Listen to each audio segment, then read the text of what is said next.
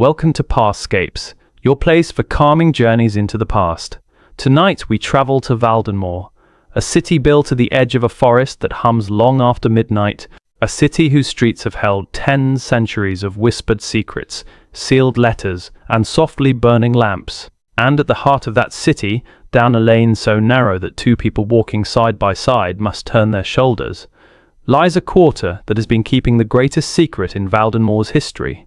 The Midnight Quarter has been waiting a very long time for someone like you to finally listen. So settle in, let the modern world fade away, and join me as we explore the entire story of Valdenmoor and the one truth about the Midnight Quarter that no one has ever dared to tell you.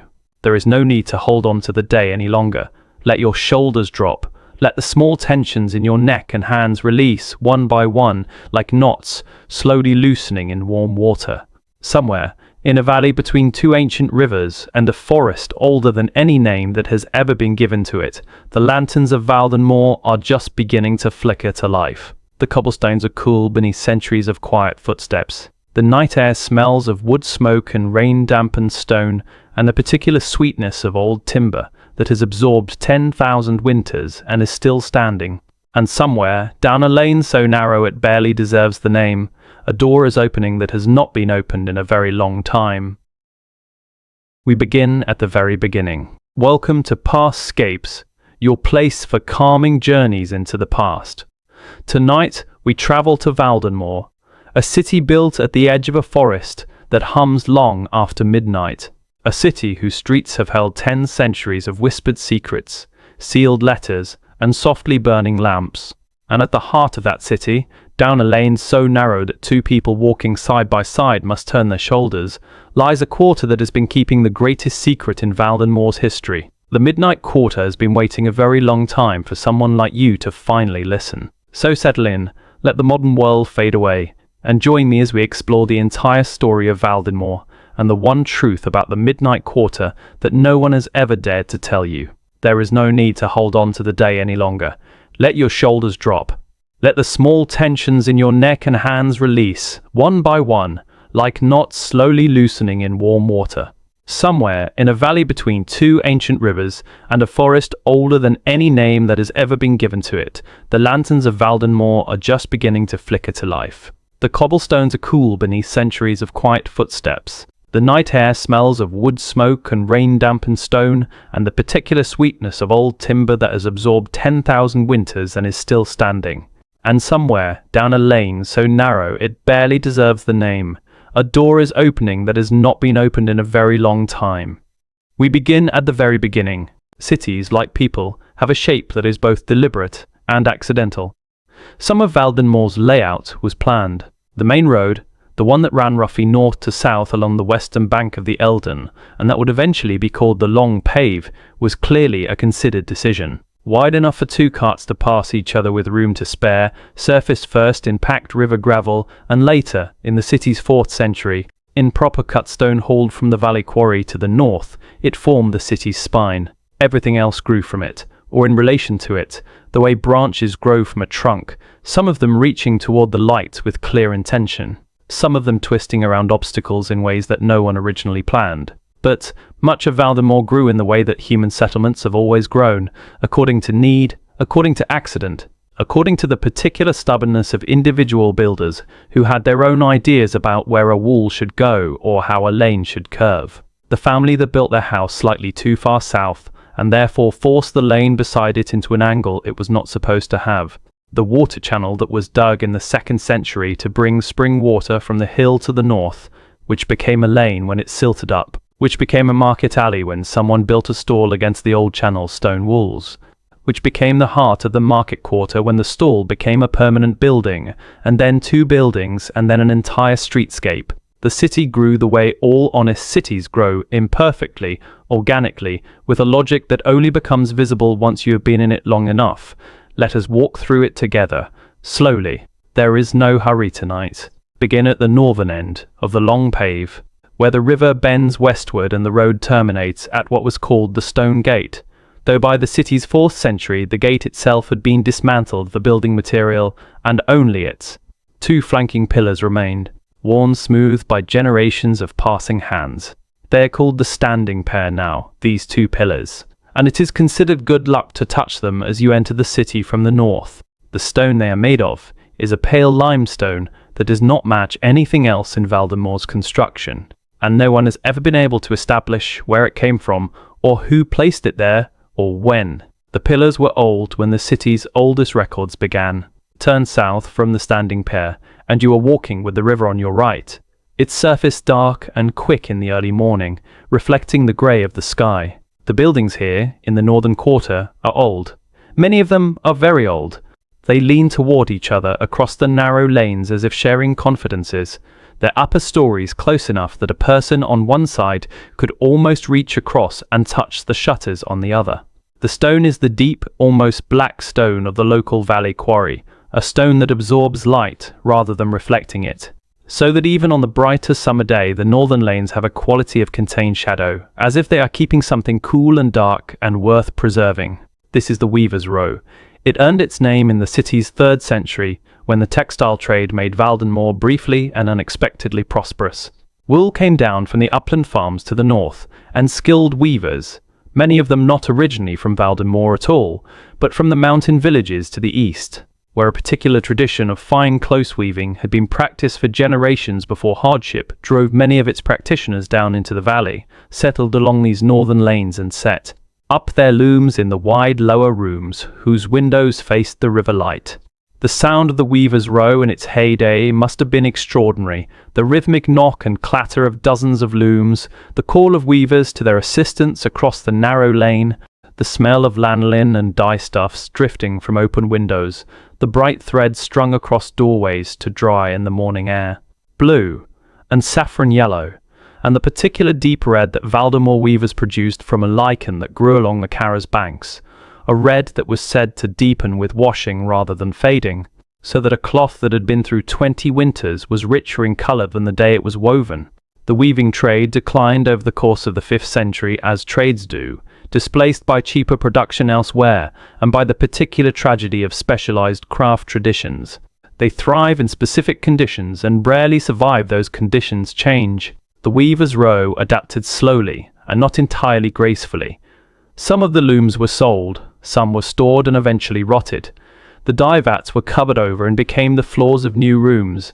The weavers' descendants became merchants, or craftsmen of other kinds, or simply people who lived in the northern quarter and kept their own counsel. But the buildings remained, and the character of the Weaver's Row remained, a quiet, close, slightly introverted northern quarter that had a longer memory than the rest of the city, and that displayed this fact, not in any dramatic way, but in the quality of its silence, which was the silence of accumulated attention.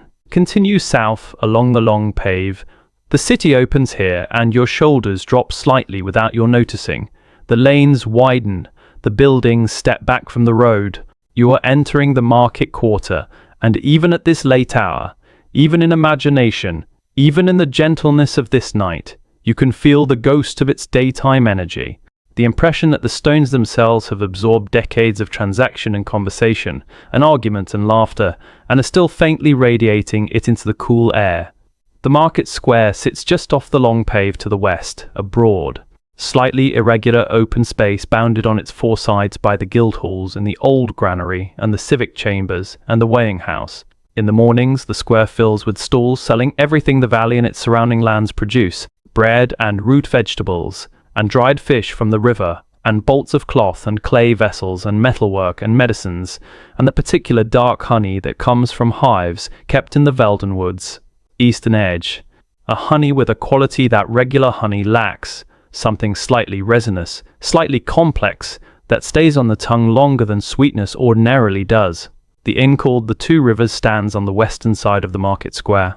It has stood there in various states of renovation and expansion since the city's 4th century, when it began as a single room with a hearth and a man named Gareth who charged travellers a coin to sleep near the fire and provided, without additional charge, the particular service of not asking them where they had come from or where they were going. This hospitality toward non-interrogation became the Two Rivers' defining quality, the thing that made it beloved across generations, the deep, comfortable discretion of a place that welcomed everyone and inquired of no one. It grew room by room over the centuries, accretively, the way reefs grow, each generation adding something to what the previous one had built, so that the current structure is a palimpsest of 200 years of additions, none of which quite matches the style of what came before. It should look chaotic. It looks instead entirely itself. Continue south from the market quarter and the long pave narrows again and the city's character shifts. You are entering the stone bridge quarter, named for the great bridge that crosses the Carra here. A wide, confident arch of close-fitted grey stone that was built in the city's 5th century by a master mason from the coast who was passing through and was persuaded to stay, and that has required no significant structural repair since, which is either a testament to the mason's skill or to some property of the grey stone itself, or both. The stone bridge quarter is the city's manufacturing heart. The smiths are here, and the potters and the coopers and the candle makers and the tanners. Slightly further south, where the tanning smell becomes acceptable. There is always a smell of metal and fire in this part of the city, and the particular dense heat of working forges, and the sound of skilled hands at work with materials that resist them. The bridge itself deserves a moment of your time. Stand at its center. There is a low stone parapet on either side, worn smooth and slightly warm even on cold mornings. From the hands of all the people who have stood here before you, the traders crossing with their goods, the craftsmen going to work, the children on their way to and from their errands, the lovers who came here in the evenings because the bridge over moving water is always a romantic choice, and the scholars from the midnight quarter who use the bridge as a thinking space, pacing its length with a quality of deliberate purposelessness that was its own form of very purposeful thought. Look east across the Carra. The river is wider here than at the northern end and slower, and the water has a particular dark quality, a depth of colour that is not quite green and not quite grey, but something in between, as if the river has been thinking about something for a very long time, and the thought has given it colour. On the far bank, the ground rises slightly before levelling into the strip of open land that has been there since the founding days, the strip that Marin understood intuitively, that every generation has quietly maintained without formal decision the margin between the city and the forest. The wood is close from here. Its first trees, great, dark-barked specimens, older than the name of anything around them, begin no more than 100 yards from the eastern bank, and, beyond them, the forest deepens into something that has no clear edge and makes no promises about containing itself. It simply goes on, darker and denser and older, until the light fails entirely, and the forest becomes simply darkness, and the darkness becomes the hum, the low, patient hum that has been there since before anyone came to this valley, and that will be there after everyone is gone. Most people cross the stone bridge and come back.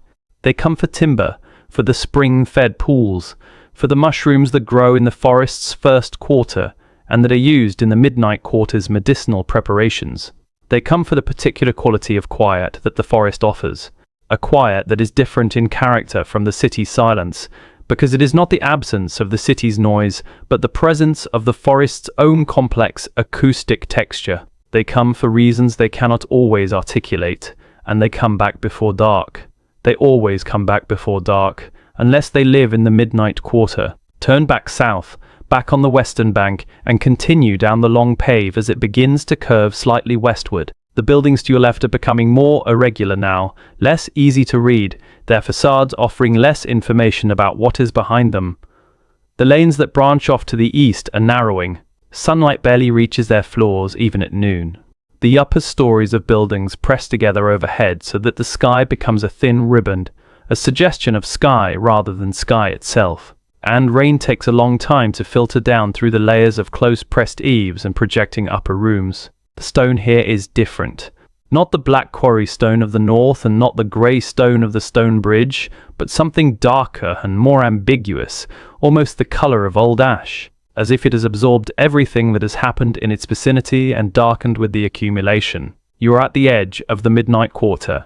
No sign marks it. No change in the road surface, no arch, no gate. You simply find yourself there, and you know. The air is slightly cooler. The sounds of the market quarter have faded to something barely audible, less a sound than the memory of sound. Somewhere ahead, a lantern burns behind a closed shutter, sending a thin line of amber light across the cobblestones. The cobblestones here are older and rounder than the long pays careful cut stone, set in some earlier century by hands working in a different tradition. According to a different idea of what a street should be and what it should do, the midnight quarter is waiting. But before you enter it fully, let its shape settle in your mind, alongside the shape of the city around it, the Weavers' Row to the north, the Market Quarter at the centre, the Stonebridge Quarter linking east and west, and to the south and east, pressing close against the curve of the Carra and the shadow of the forest, the Midnight Quarter. That is Valdenmoor. That is the city you are walking through tonight. Let it become familiar. Let it become, in the way that deeply imagined places become, almost remembered. The way a place you have visited in a dream can feel, for days after waking, like somewhere you have genuinely been. Now, how did the Midnight Quarter become what it is? No one planned the Midnight Quarter. That is perhaps the most important thing to understand about it, the thing that explains most of what it became. Valdenmoor's other districts grew according to some combination of practical need and geographic sense. The Weavers' Row by the river light that the looms required, the Market Quarter at the natural convergence of roads, the Stonebridge Quarter at the crossing that linked east and west. Each district had a reason that you could identify and articulate and write down in an official record without embarrassment. The Midnight Quarter grew according to a different principle entirely. It grew according to the logic of those who had nowhere else to go. Not criminals, not dangerous people, simply people who did not fit comfortably within the social and economic structures of the rest of the city. The first generation of them arrived during the city's 2nd and 3rd centuries, when Valdenmoor had grown large enough to have clear social hierarchies and clear ideas about who belonged where, and when those hierarchies were rigid enough that the people who fell outside them had to go somewhere. Among the earliest inhabitants of what would become the Midnight Quarter, a community of scholars from the eastern hill villages who practiced a tradition of knowledge that the market economy of Valdenmoor's growing merchant class had no framework for valuing or rewarding. Their knowledge was not the knowledge that built bridges or cured leather or measured grain. It was the knowledge of older things, the memory of places that no longer existed, the names of plants and their uses in combination, the patterns that appeared in weather and river behavior and animal migration, accumulated over generations of careful observation and cross-referenced in a tradition of oral record-keeping that required years of training to enter. There were also herbalists whose preparations the licensed apothecaries of the Market Quarter found threatening to their business, and consequently lobbied the city council to restrict in a series of licensing regulations that were transparently commercial in motivation, and were dressed in the language of public safety. There were refugees from the eastern hill villages after the bad winters of the 2nd century's final decades, people who had lost everything material and who brought with them, as their only remaining asset, the knowledge they carried. There were the foreign traders whose language no one else spoke, who clustered together for mutual comprehension and whose cluster gradually became a permanent community. And there were the memory keepers. The memory keepers were the direct inheritors of the tradition that Marin herself had belonged to, the practice of deliberately maintaining the group's accumulated knowledge in living human memory. Through systematic training and regular recitation sessions that could last hours, they were not storytellers, though they told stories. They were not singers, though some of their recitation was closer to chant than to speech. They were archives of a kind that had no written form, and this was both their strength and their vulnerability. They could not be burned, they could not be confiscated, but they could be interrupted. They could be dispersed. They needed space and time and quiet and, crucially, the presence of others who understood what they were doing and why it mattered. They found all of these things in the southern lanes. The quarter grew without formal acknowledgement. The city council of Valdenmoor, in the period of the quarter's earliest formation, was occupied with more immediately pressing concerns: trade negotiations, maintenance of the long pave, the perennial question of the Carra Bridge, and the slow accumulation of scholars and herbalists and refugees in the southern lanes did not rise to the level of official notice until the quarter had already developed its own internal logic, its own informal governance, its own economy. By the time anyone in the civic chambers thought to ask what was happening in the southern lanes, the Midnight Quarter was already functionally itself. The name Midnight Quarter emerged from conversation, from the way people describe the quarter in passing, the quarter where the lights burn at midnight, the midnight side of the city, the way all honest place names emerge, not from official designation but from accumulated usage. the steady pressure of 1,000 conversations gradually wearing a groove in the language. There are two competing theories about the name's specific origin, both of which have their adherents in the long tradition of Valdenmoor scholarship. The first theory is practical. The quarter's inhabitants kept unusual hours, whether candlemakers and weavers and market traders were early to bed and early to rise by the dictates of craft and trade. The scholars and herbalists and memory keepers worked when they needed to work, which was often the night, because the night offered the particular quality of focused concentration that daylight, with its interruptions and its demands, did not. The quarter at midnight was lit and inhabited and quietly active when the rest of the city was dark and still. You could see it, on a clear night, if you stood on the long pave at its southern end and looked south and east, a cluster of amber lights in the darkness, moving slowly, burning steadily. The lights of people at work on things that mattered to them, and that could not wait for morning. The second theory is older and harder to verify. It holds that the quarter was called midnight, not because of its inhabitants' habits, but because of a quality of the place itself.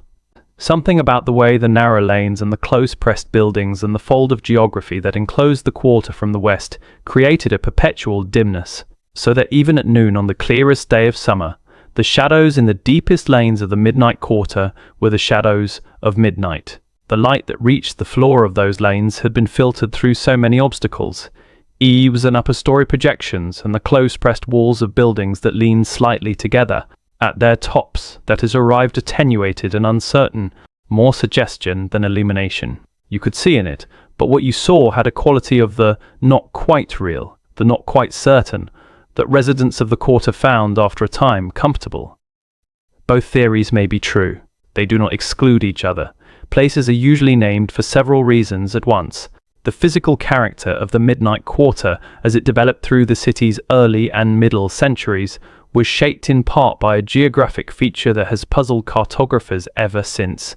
The quarter sits in a fold between the curving Carra to the east and a long, low ridge of raised ground to the west, which locals call simply the Shelf. The Shelf does not appear on any official map of Valdenmoor.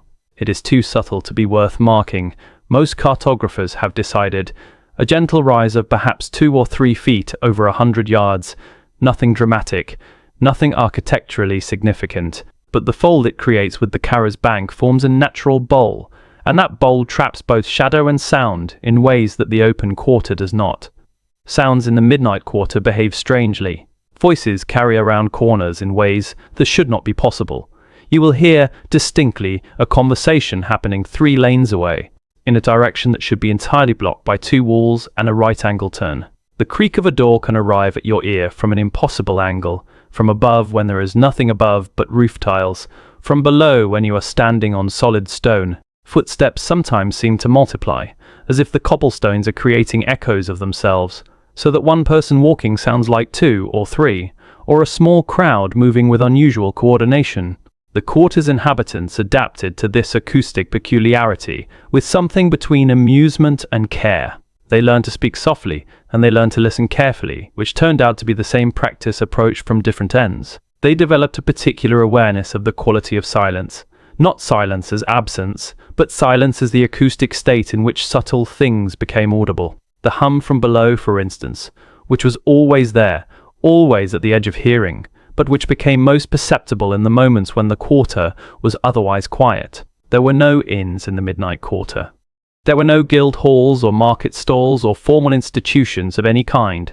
Instead, there were workshops behind closed doors and consulting rooms at the tops of unexpected stairs and small communal spaces, a courtyard here, a covered archway there, where people gathered in the evenings and exchanged what they knew.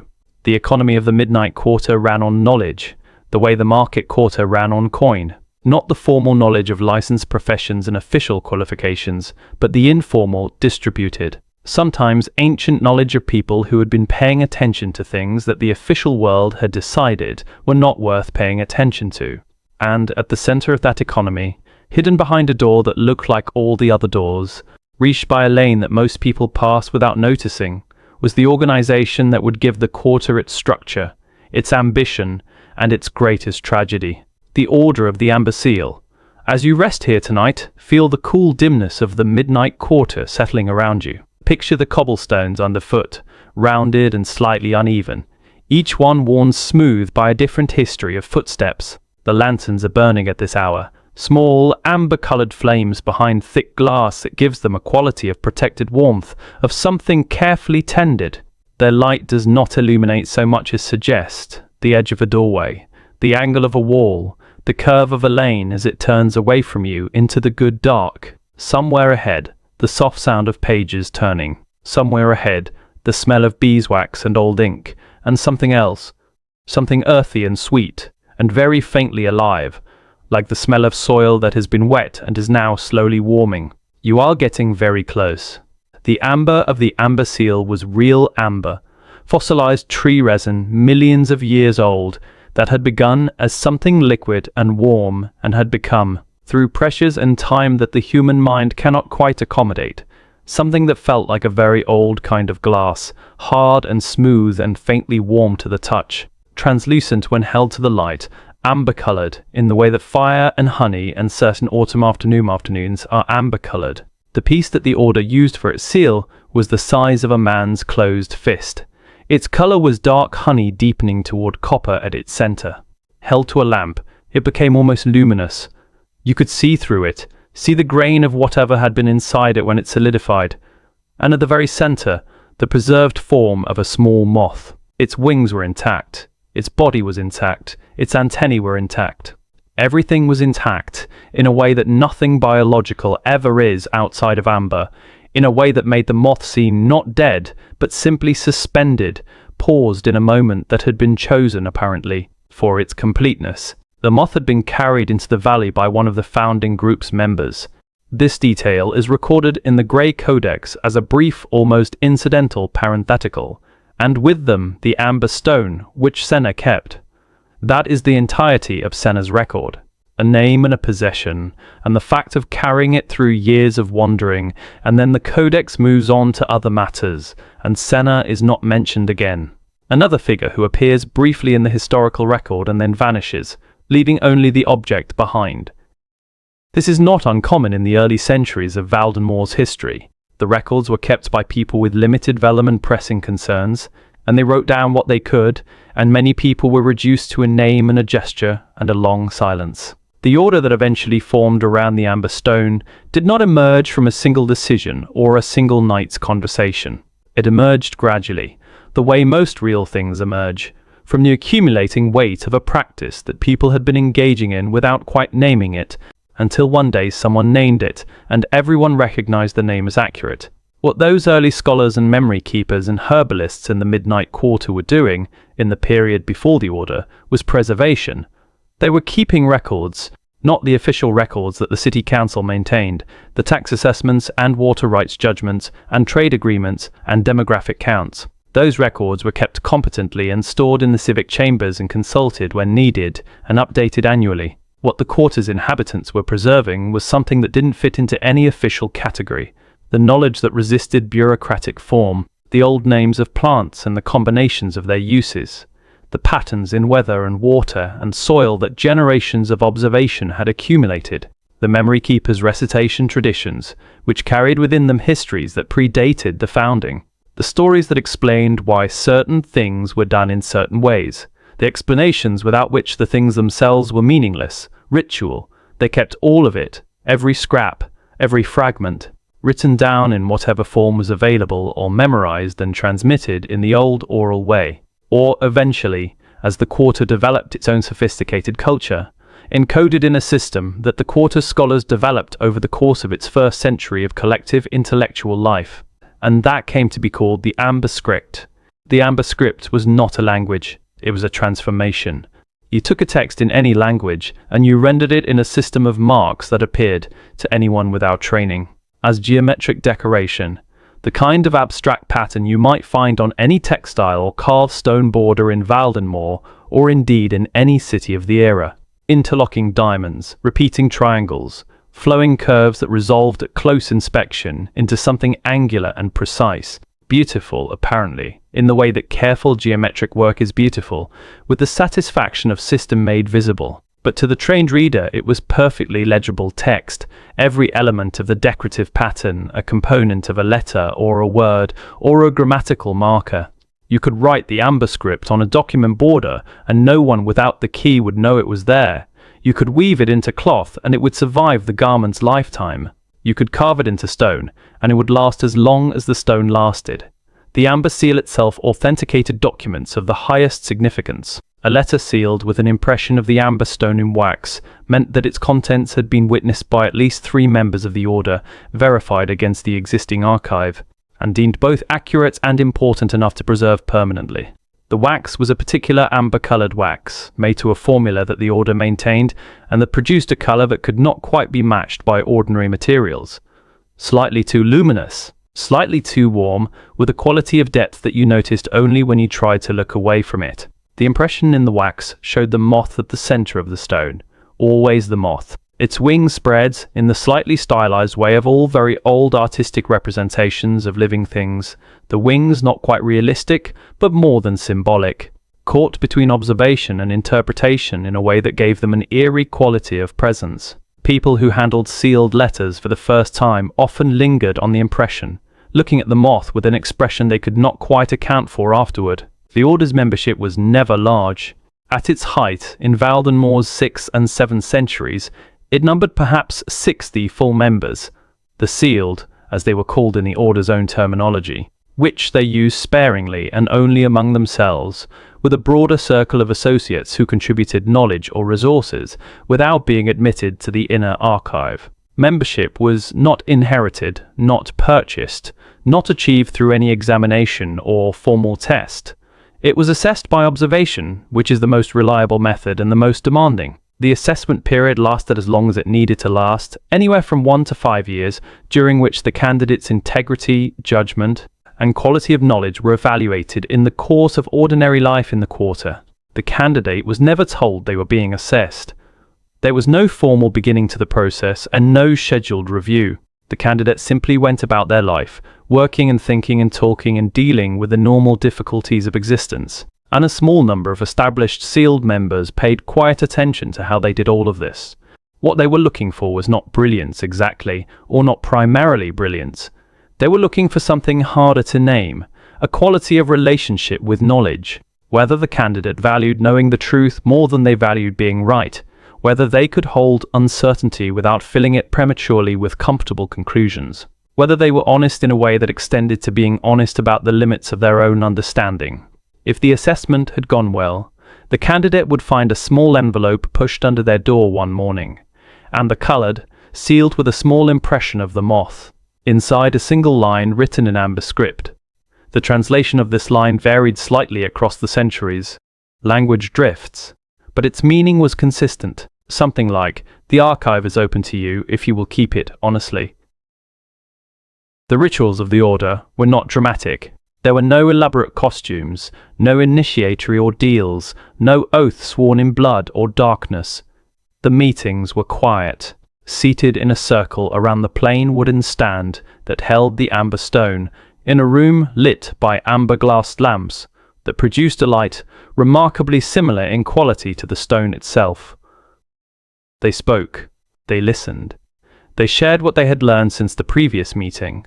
They considered what the shared knowledge meant and what to do with it. The stone sat at the center, its interior moth catching the lamplight and seeming, depending on the angle and the quality of the light, either to be completely still or to be moving just at the threshold of perceptibility. The solstice letters were the closest thing the order had to ritual. Twice each year, at the winter solstice, when the city was cold and dark and the Eldon ran thick and low, and at the summer solstice, when the evenings were long and the air smelled of warm stone and the year's fullness, the order composed what they called the solstice letters. These were not letters in the ordinary sense of communications addressed to a specific recipient. They were reports, careful, complete, written in the full transparency of amber script, of everything significant that the order had learned or observed in the preceding 6 months. Observations about the city's changing character, observations about the forest and the river and the earth, observations about which of the old knowledges were being lost and which were being maintained, observations about what the hum from below had been doing, whether it seemed stronger or quieter, whether it had changed in any quality that the most attentive members could detect. These letters were sealed with the amber seal and placed in the archive. They were addressed to no specific recipient. but they were written in a tone that somehow implied, one, a future reader, careful and patient, who would one day find them and understand why they had been written, and who would understand because they had already done the work of becoming the kind of person who could understand such things. "We write not for the present," the Order's founding charter stated, in amber script, translated here from a plain text copy made 3 centuries later. "The present does not need us. We write for the time when the present has become the past, and the past has been forgotten. We write for the reader who has not yet been born, in the hope that what we preserve will still be true when they find it, and that they will be honest enough to read it clearly." This is a beautiful idea. It is one of the most beautiful ideas that appears anywhere in the long record of Valdenmoor's history, and it is beautiful in the way that the most enduring ideas are beautiful, not with the brightness of a sudden revelation, but with the warmth of something that has been true for a very long time and that you recognize, when you finally encounter it directly, as something you already knew. The Order sustained this practice for 4 centuries, 4 centuries of solstice letters, of assessment and initiation, of careful preservation and quiet collective attention. 4 centuries of the amber stone sitting on its plain wooden stand in the lamplight, its moth at the center, its warmth finding its way into the hands of every person who held it. And then something came to Valdenmoor that the Order had documented in theoretical terms for years but had not truly prepared for. Something that arrived not with violence or dramatic declaration, but with the most disorienting quality imaginable, with silence. It began on a Tuesday. That detail, the specificity of the day, is one of the very few points of absolute agreement across all the surviving accounts of the Great Silence. 11 separate documents in different hands, from different decades after the event. Always Tuesday. Always a clear autumn morning, the sky the pale bright blue that appears only in autumn, and only for a few weeks of it, when the summer warmth has left but the winter cold has not yet compressed the air into its grey heavy winter self. A light wind from the northwest, carrying the smell of river water and the distant upland heather, and, faintly, the particular cold sweetness of the Velden wood's first autumn exhale. People were going about the ordinary business of an ordinary morning. The market was setting up in the square, the stalls being arranged with the practiced efficiency of people who have done the same thing many hundreds of times. The long pave had its usual morning traffic of carts and pedestrians. The forges in the Stone Bridge quarter were lit.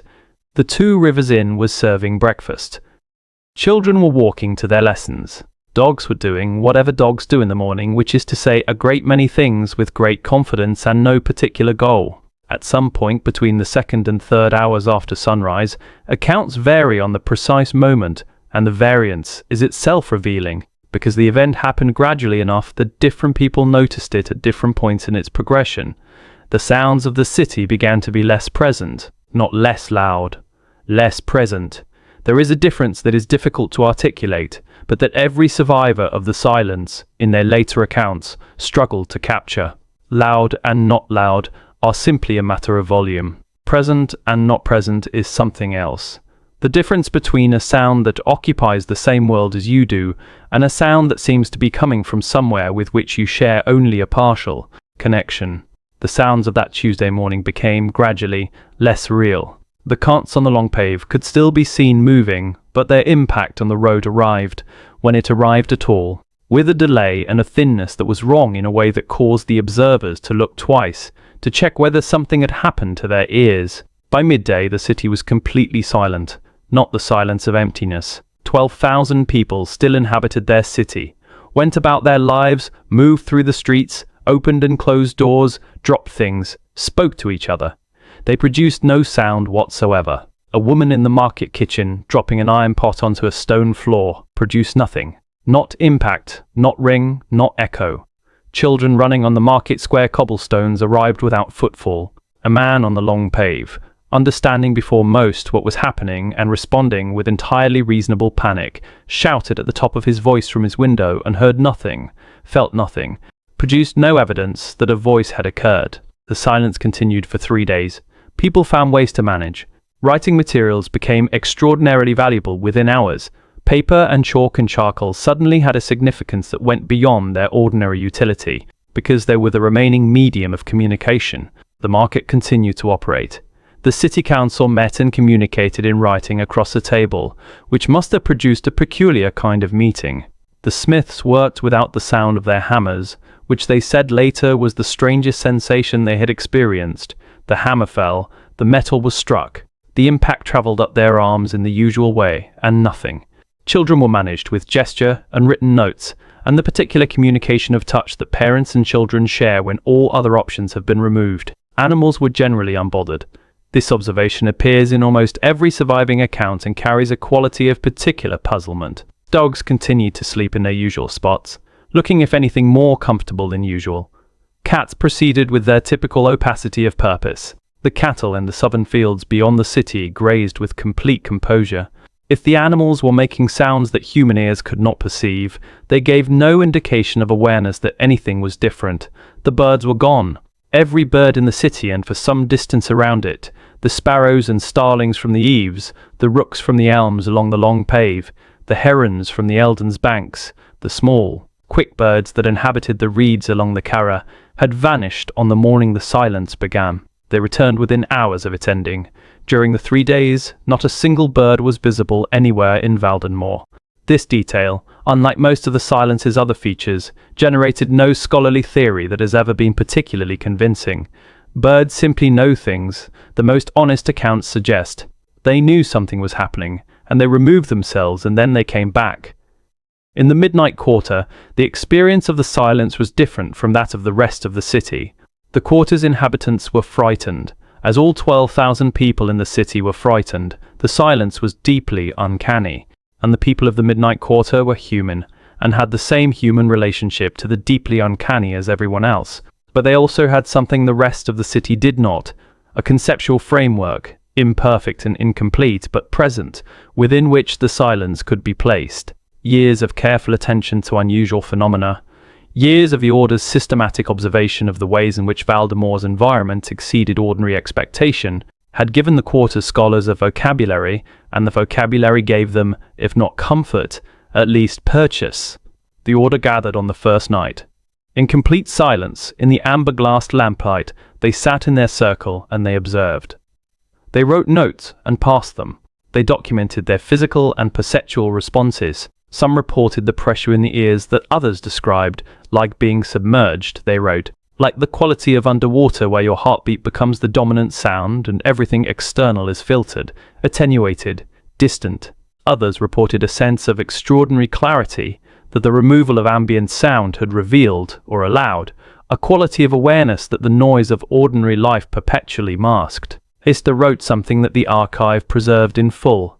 The silence is not an absence.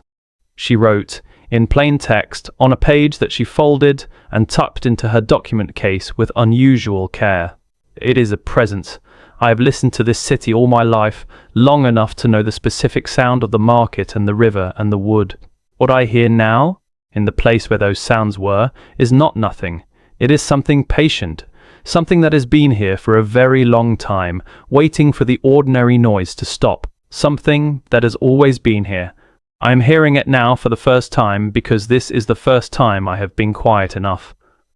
On the third day, the silence ended.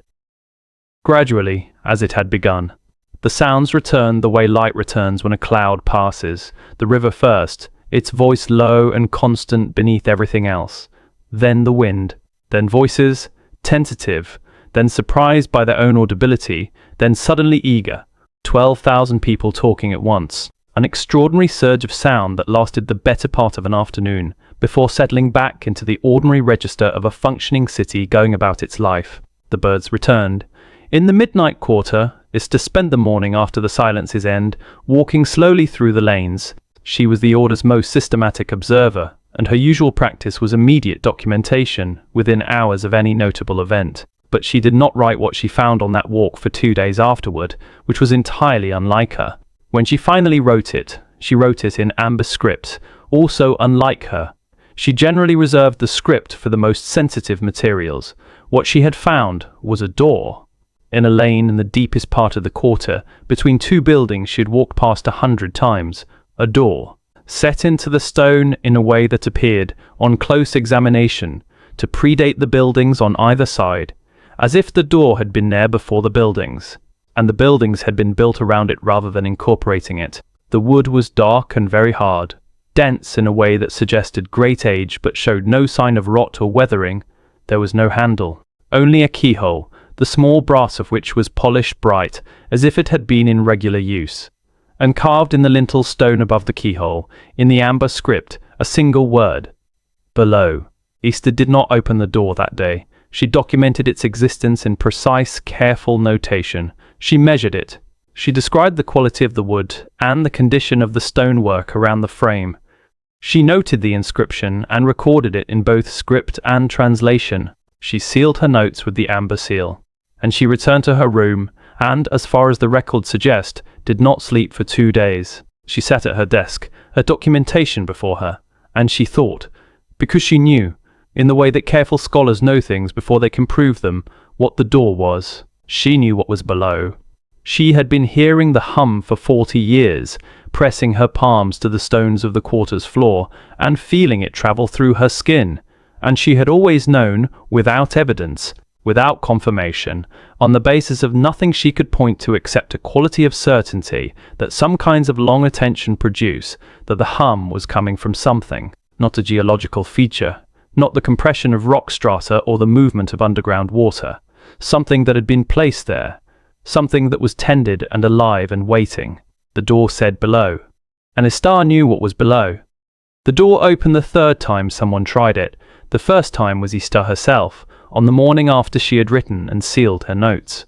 She arrived in the early grey of an autumn morning, the lane empty around her, the cobblestones slick with overnight damp. She stood before the door. She put her palm against the wood, the same gesture as Moren's, the same pressing of the skin against a surface in the hope of receiving information through touch, and she felt the grain of it, the deep hardness of it, a density that felt less like wood that had aged and more like wood that had simply decided to become something else. Something between wood and stone. Something between organic and mineral. She waited. Nothing happened. The door did not move. She went home.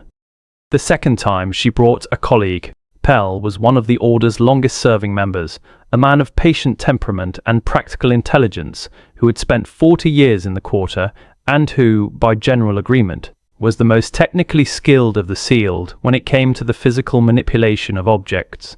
He examined the keyhole with the tools he had brought, fine instruments, precise, and worked at it for the better part of an hour, with the focused patience that was his characteristic approach to resistant problems.